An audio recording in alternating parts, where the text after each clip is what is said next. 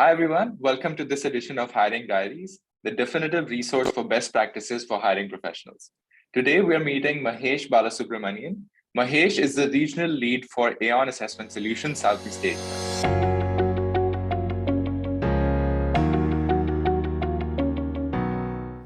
Mahesh, it's a pleasure to have you on the show. Let's begin by learning more about you. Would you like to introduce yourself and your role at Aon? Yeah, thanks, Ranshu, for inviting me over here. Just to give you a quick background. So I have been with the firm for close to 8 years now, basically in two stints. I started my journey way back in 2004 in a e-recruitment firm, and those days, recruitment from a online point of view, it was still at a very nascent stage. So I spent around 5 years working with a e-recruitment firm, and then I joined Aon in 2010. Spent around 5 years looking after the South market in India, and then I left Aon and joined another consulting firm where I worked for close to 4 years and came back to Aon in 2020, looking after India as well as Southeast Asia region as such.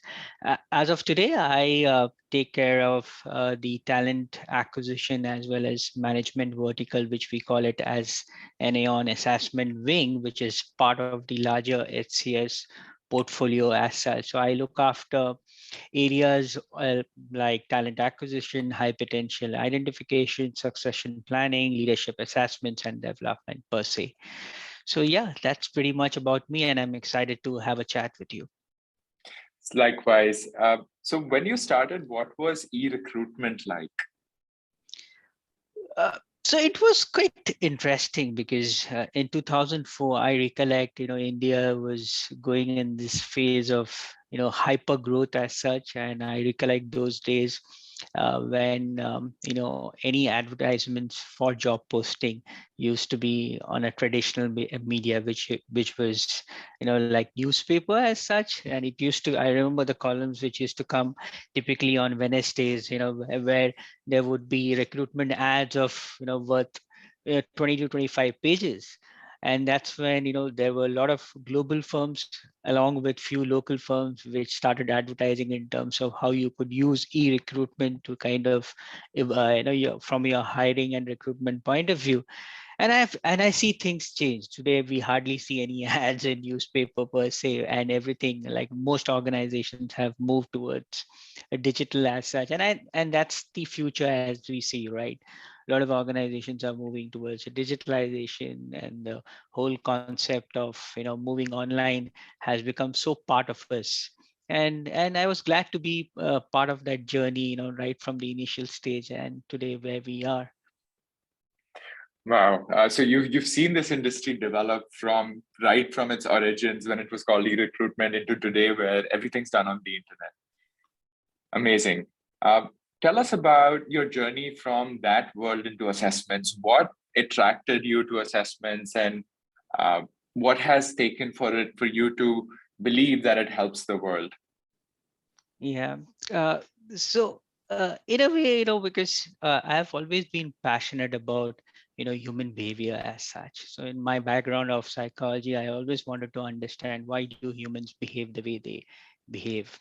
So I got my first stint with assessment as a practice when I was with an organization called SHL, and that was around 2016. And somehow that entire process of understanding human behaviors and how it inculcates into workplace context is something which kind of intrigued me. And that's when I started my journey in terms of looking at talent assessments as such, and how as an individual I can help organization find those right talent as such.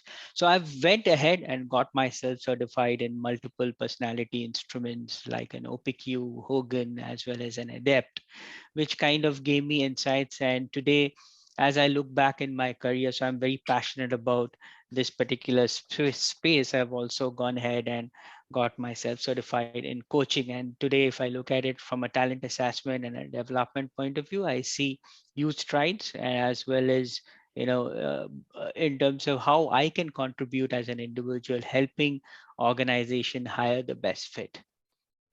So what things do you think have remained relatively consistent in behavioral assessments or personality assessments over the past decades, and what do you think has changed over time?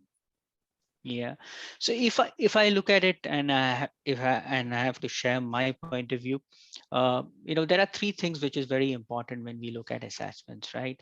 One is the science, the reliability, validity factor of it, and that has not changed. Years have gone by where clients do come to us and ask these pertinent questions in terms of the reliability, validity factor of the tools. Does it measure what it is supposed to measure as such? So that has not changed.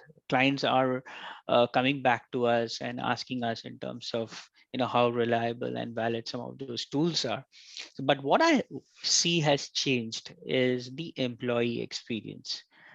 Gone are the days where the pen and paper kind of an assessments would work. Today as we speak, we have the Gen Z coming into the workforce. What has become important is in terms of, do we have tools which enhances employee experience? How do we create a positive candidate experience? And I think that is going to be driving in terms of how we create products, how do we attract, how do we retain, and how do we ensure we give an environment to people to experience the kind of job they get into, and how does it fit their individual goals, needs, aspirations as such. And I see that shift happening. The third and most important part is the analytics side of it. One thing what I have observed personally is clients are looking at data in a much more meaningful manner. How do you interpret those insights which come out of the assessment process, and simplifying it, ensuring that everybody understands the report, gets the best use of in terms of the human predictability side of it. I think that these are two areas which is driving the industry as such. Fantastic to hear that. No, it's good to hear that certain things are timeless, like consistency and, of course, validity of the assessment. What do you think is the impact of new technologies like artificial intelligence on, the area of personality assessments? Is it a positive impact in your opinion, or is the jury still out on it? Uh, my personal point of view, we I have made a lot of strides. Today, if you look at some of the areas, especially when it comes to video interviews, in fact, at Aon, we have our own video interview, which is kind of bundled with AI as such, and we see a lot of traction happening in the market in terms of client clients accepting in terms of what the AI throws at it. But I would say that we are still at a decent stage. It is also important in terms of how do you bring in the human touch as such. But what I foresee in the next few years as such, AI is going to be playing a very important part, because one of the things which is very important is in terms of the adverse impact or the fairness to candidates, and using AI as one of the tools to hire in terms of your early talent as such has been showing a lot of impact, and I believe it is going to continue to stay in the market. But it's important, how do we evolve, how do we ensure that we train AI in such a manner that the results what we get is holistic in nature. And maybe just for my knowledge and maybe for the audience as well, are the methods to validate assessment also changing as new technologies come in? Yes, gone are the days, when you look at assessments only from a cognitive point of view. There are a lot of new age assessments which are coming into the play now. For example, the personality instrument has been changing and has been evolving as such. So we have our own personality instrument, which is called Adept. One of the advantages of Adept is adaptive in nature, because you don't expect a candidate to go through the same set of questions repeated for the 20 minutes as such. And what we've done at our back end is, even our personality instrument, we have made it adaptive in nature, because the next question which typically a candidate answers depends on the response which he or she has given in the the last question as such. Apart from that, there are a lot of other instruments like a situational judgment questionnaire, and how do you kind of make it more adaptive in terms of uh, attracting the younger audience as such. And there are multiple other tools which we have in our repository, which is gamified in nature. So there is a combination of a lot of new age tools which are coming into the market, and which helps in terms of both the prediction as well as the positive candidate experience, which I spoke about. And I see that's how is going to be in terms of where the future of assessments is. So, what do you think is the most difficult thing about getting assessments right? As an assessment organization, where do you feel like that's the challenge that Aon Assessments has solved and continues to excel in that? Yeah, no, I think it's a very important question. It's a good question, because, and this is something which we keep hearing from clients as well. How do we ensure that this is just not a tick in a box kind of an exercise? What's the kind of value, or what's the prediction analysis which we typically get from an assessment? So, what essentially becomes important is, I like to divide this phase into, three parts. One is in terms of defining the success profile. What is that? What are those skills? What are those attributes? What are those behaviors you are typically looking at from a candidate point of view? Until and unless that part is very clear and crystallized, there's no point looking at assessments as such. Once you cross the step one, it's also about using the right set of tools which will help you measure those specific behaviors, what is important from that particular job context as such. And once that is done, it's also about reporting. How do you ensure that you get the right report, and how do you interpret those reports in a very meaningful manner, and then take those decisions as such. So this is from a process point of view. What is also important to do a validation exercise, and this is something which you could do it before you launch the assessments, in terms of the internal validation, running past those assessments to with your internal audience, or with people who perform very well in their jobs, and get a sense in terms of, does the tools measure what it is supposed to measure. And we've been working with a lot of organizations, not only supporting them in terms of selecting the right assessment tools, but also, go back every year, do those validation exercise, and ensure that, the people who they've hired, they've been performing well, and we do some kind of a correlation exercise in terms of the tool helping them hire the right set of candidates as such. Off the top of your head, what are some of the biggest case studies that you're proud of in terms of impact that Aon Assessment has had on hiring for large organizations? Yeah, so that's a very interesting. In fact, I just finished one of the validation exercise which we did with one of the largest banks in Southeast Asia. So they came back to us around 3 years back when they were looking at hiring their fresh graduates as such. Uh, and it was an important journey which they were embarking on, in terms of selecting the right set of candidates who would be joining their organization, and they were on that growth path as such. So what we did essentially with them was, understood the kind of roles and the kind of skills and the kind of attributes what they were looking at for that particular program. As such, we work very closely with some of their business leaders, trying to understand what is that they are expecting, from the candidates who join in.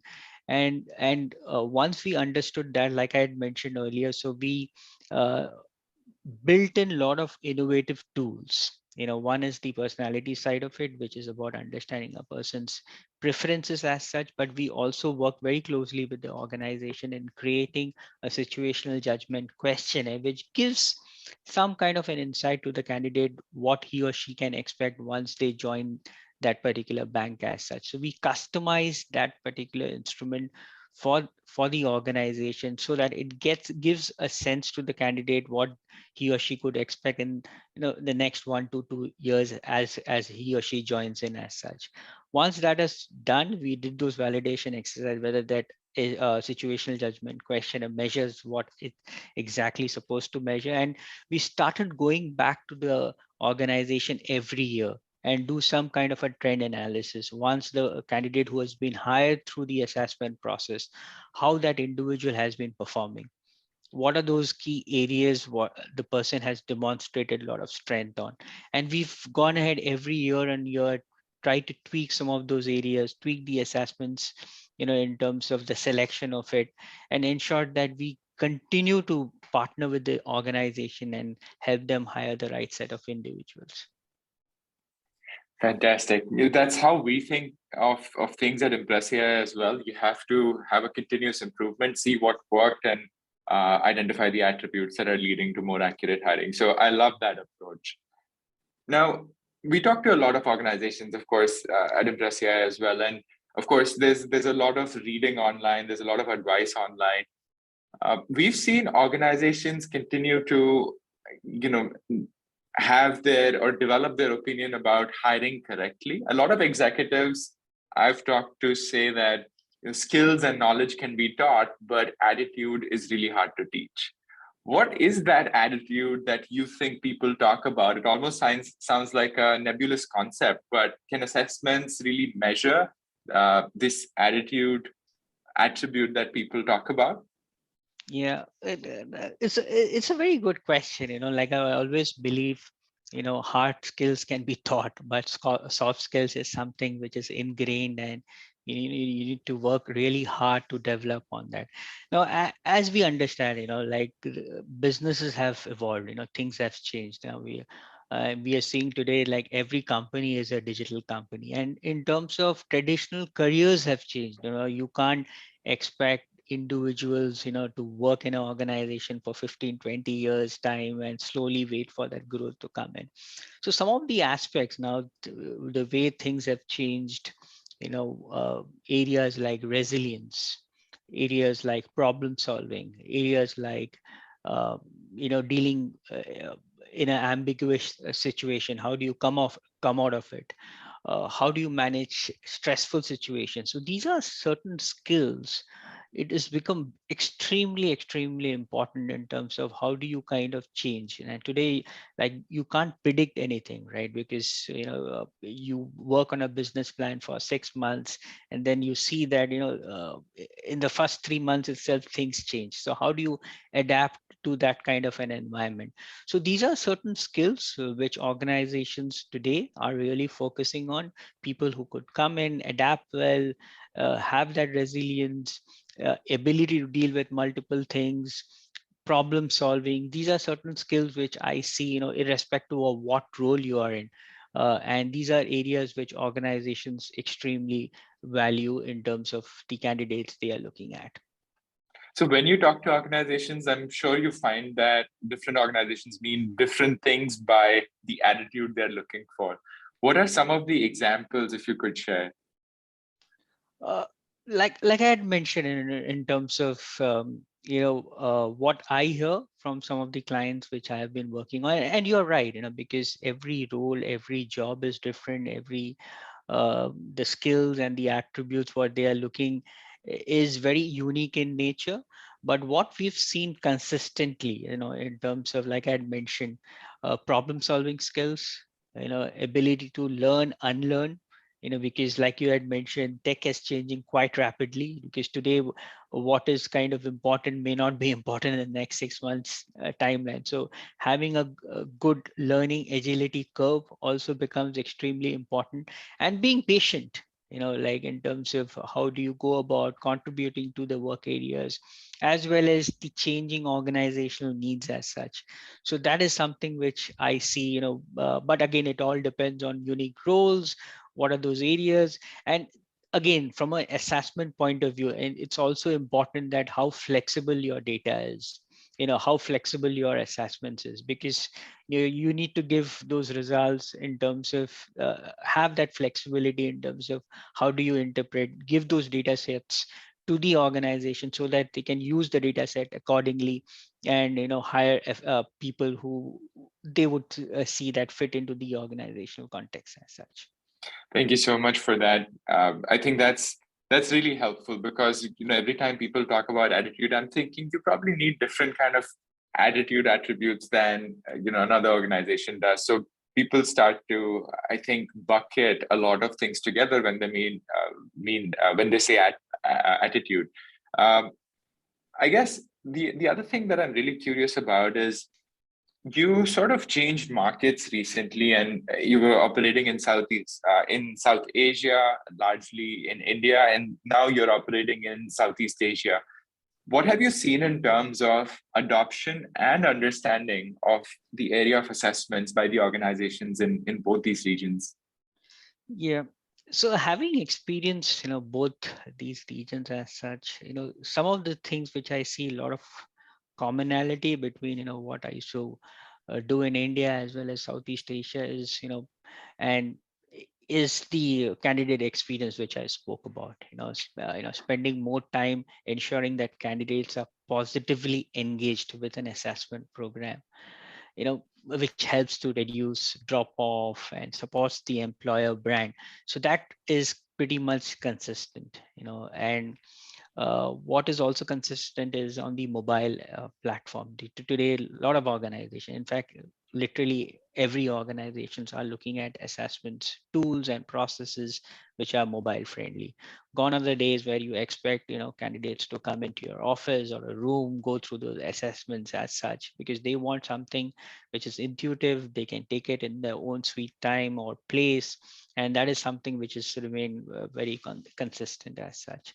Bots, that is something which I've been hearing, and you know that more than me in terms of how AI bots can be used to navigate candidates through in terms of the entire employer page, and how they go about kind of applying for the right job which fits into their DNA as such.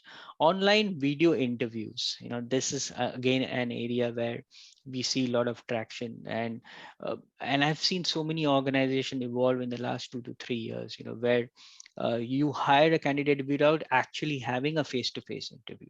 And it's not only from a important from a candidate point of view, even the recruiters or the line people, how comfortable they are, conducting online interviews and ensuring that they hire the right set of candidates basis purely an online environment as such.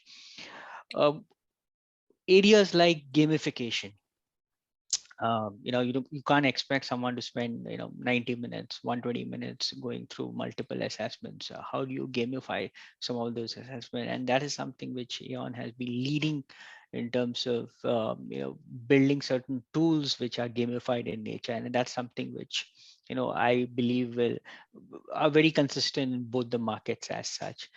And like I had spoken about, certain new technologies like AI, the evidence behind it, is it something which is still marketed very well, or it actually predicts performance. Yeah, and that is something which I guess there will be continuous effort in terms of ensuring that some of the tools which we speak about helps you hire the right set of people.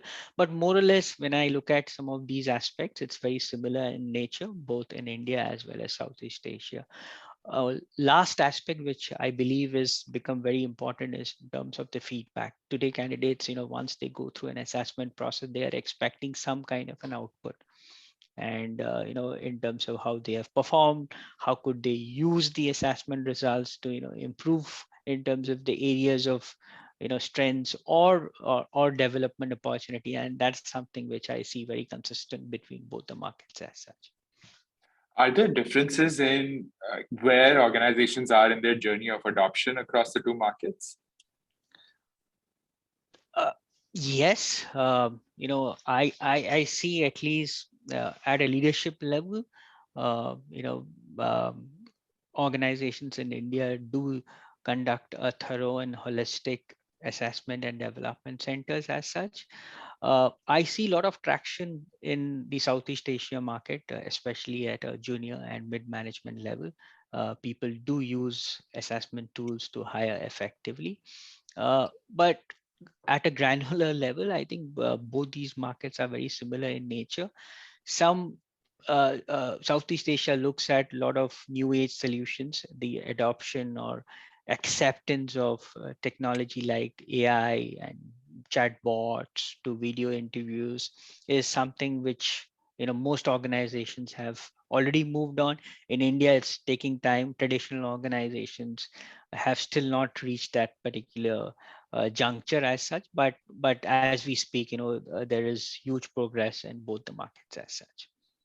What would be your advice for any organization starting to look into assessments as a way to increase the accuracy of their hiring? Uh, so there are a lot of benefits, when you're looking at using assessments as such. One of the most important thing, what I like to believe is prediction of performance. If we've done a lot of studies in terms of how using assessments can actually predict job performance, and one of the easiest ways in terms of, like I had spoken about it, in terms of the whole validation exercise, and that's something you know which is an easy way to start. You also need to understand in terms of creating that positive candidate experience, right? Like today, you want to give that gist to every candidate who's applying for a job. What is that he or she could expect once the person joins it. So, and assessments tools like a situational judgment questionnaire gives you those insights for a candidate to expect what they can get. And we've also spoken about areas like fairness, like DE&I is also becoming a huge kind of an issue in markets, in developed markets like US, Europe, as well as Southeast Asia. And assessments do give that perspective in terms of how do you give equal opportunity to all groups as such, and they also get that confidence in terms of how the assessment process kind of helps them in terms of getting an understanding of whether that person is fit to join the organization or not. And the last piece of it is return on investment. Like, it's end of the day, how much do you want to spend your ROI or energy on getting the right fit? Because we all know a cost of a bad hire, or the attrition levels, how much of an impact it has on the financials. So it's important to use these tools to ensure that you follow the right set of process, you hire people with the right fit, and in the long run, definitely it has that impact on the ROI as such. So what's the easiest win, assuming that, using assessments over a few years and back testing data, that's how you get the most ROI. But what's an easy win that somebody could start with? Uh, so one of the easiest way is, there are a lot of standardized off the shelf tools, which is available, and Aon has plenty of them. It's just about reaching out to the right vendor, understanding in terms of what are the basic tools they could use, and it's just about starting that. Once you get a gist of it, hang of it, in terms of how do you use some of the scores to hire better, conduct better interviews, you can start. So there's no rocket science today. Most of the organizations are customizing certain tools to their context, but a lot of organizations do use off the shelf assessment tools as such. So it's all about using the right set of tools, understanding in terms of what each tool does. Like, for example, personality gives you an individual's work preferences. You could use that as an input to hire people with their own preferences as such. A good cognitive tool gives you an understanding of someone's raw intelligence, and if that is important for you to evaluate in a particular job context, you could use that tool to filter or sift, or hire people with higher raw intelligence scores as such. There are tools like situational judgment questionnaires. There are tools like BEI. It gives you in terms of more on the primary evidence side of it, right? In terms of how will the person perform once he or she joins the organization as such. So it's all the combination of different tools. Every tool has its own objective to fulfill. It's about how do you use it, kind of mix it around, and see how you select the right candidates as such. And maybe my final question. So, of course, there are a lot of tools in the market, especially for companies who are new to this. They hear, different kinds of companies telling them, there's these fancy things that they do. What are some of the top questions that an organization or a buyer should be asking when they're trying to select the right assessment tool? Yeah, so I always like to believe, assessment is more about science and less of art. You can have all the fancy tools, you can have all the gamifications of it, but end of it, what is important, does it measure what it is supposed to measure? So what is important is look at tools which has high science and the factor of reliability and validity of it. That's very important. Second is in terms of the candidate experience. I come back to that, because as we speak, we have the Gen Z coming into the workforce. It's important that they experience the tool which they can resonate very well. So that's number two. And in number three, in terms of what's the impact and the ROI, like do your validation, see you're getting those right results, what you're expecting. And it's a journey. I wouldn't say that there's a quick fix to any of it. It's a journey, and once you start embarking on this journey, in the long run, you'll definitely see a lot of value. Fantastic. No, that's really good advice. Thank you so much, Mahesh, for your time today. It's been a pleasure talking to you. And of course, we'll catch up separately as well. Thank you. Yeah, thank you so much for your time. I appreciate it. Have a good My day. pleasure.